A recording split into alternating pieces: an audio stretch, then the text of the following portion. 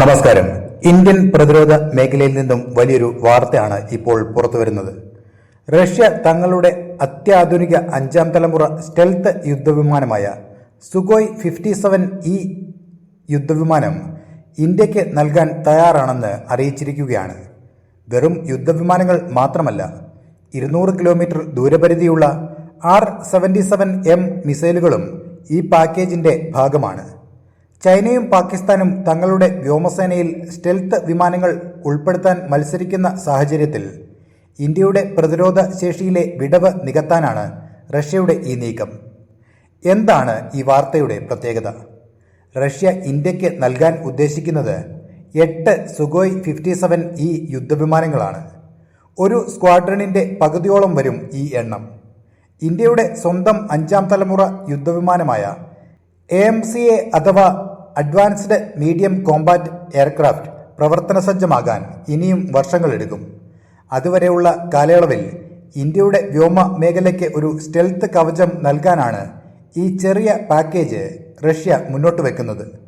ഇതിനൊപ്പമുള്ള R-77M മിസൈലുകൾക്ക് വലിയ പ്രാധാന്യമുണ്ട്. 200 kilometre ദൂരെയുള്ള ശത്രു വിമാനങ്ങളെ അപ്രതീക്ഷിതമായി ആക്രമിക്കാൻ ഈ മിസൈലുകൾക്ക് സാധിക്കും. ആധുനിക റഡാറുകളിൽ പെടാത്ത സ്റ്റെൽത്ത് സാങ്കേതിക വിദ്യയും ദീർഘദൂര മിസൈൽ ശേഷിയും ചേരുമ്പോൾ ഇന്ത്യൻ വ്യോമസേനയുടെ കൈകളിൽ അത് വലിയൊരു ആയുധമായി മാറും. എന്തുകൊണ്ട് ഇന്ത്യക്ക് ഇത് ആവശ്യമായി വരുന്നു എന്ന് ആലോചിച്ചാൽ അയൽരാജ്യങ്ങളുടെ നീക്കങ്ങൾ തന്നെയാണ് പ്രധാന കാരണം. ചൈന ഇതിനകം തന്നെ J-20 സ്റ്റെൽത്ത് യുദ്ധവിമാനങ്ങൾ ഉപയോഗിക്കുന്നുണ്ട്. പാകിസ്ഥാനും J-35 യുദ്ധവിമാനങ്ങൾ സ്വന്തമാക്കാനുള്ള തയ്യാറെടുപ്പിലാണ്. നിലവിൽ റഫേൽ, സുഖോയ് 30 MKI തുടങ്ങിയ കരുത്തുറ്റ യുദ്ധവിമാനങ്ങൾ ഇന്ത്യൻ വ്യോമസേനയിലുണ്ടെങ്കിലും വരുംകാല യുദ്ധമുറകളിൽ സ്റ്റെൽത്ത് അഥവാ അദൃശ്യ പോരാട്ടങ്ങൾക്കാണ് മുൻതൂക്കം. റഷ്യൻ സാങ്കേതിക സംഘങ്ങൾ ഇതിനകം തന്നെ നാസിക്കിലെ HALന്റെ സൗകര്യങ്ങൾ സന്ദർശിക്കുകയും നിർമ്മാണ സാധ്യതകൾ പരിശോധിക്കുകയും ചെയ്തിട്ടുണ്ട്.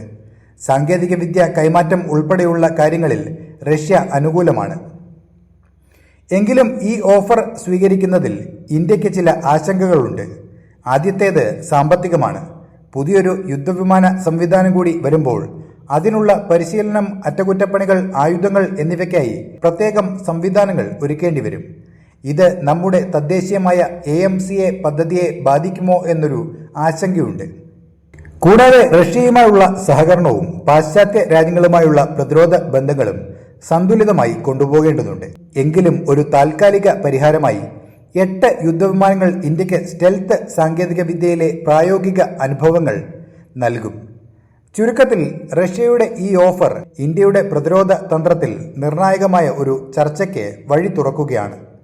അടിയന്തരമായ സുരക്ഷാ മുൻഗണനകളാണോ അതോ ദീർഘകാലാടിസ്ഥാനത്തിലുള്ള സ്വയം പര്യാപ്തതയാണോ ഇന്ത്യ തിരഞ്ഞെടുക്കുക എന്നത് വരും ദിവസങ്ങളിൽ വ്യക്തമാകും.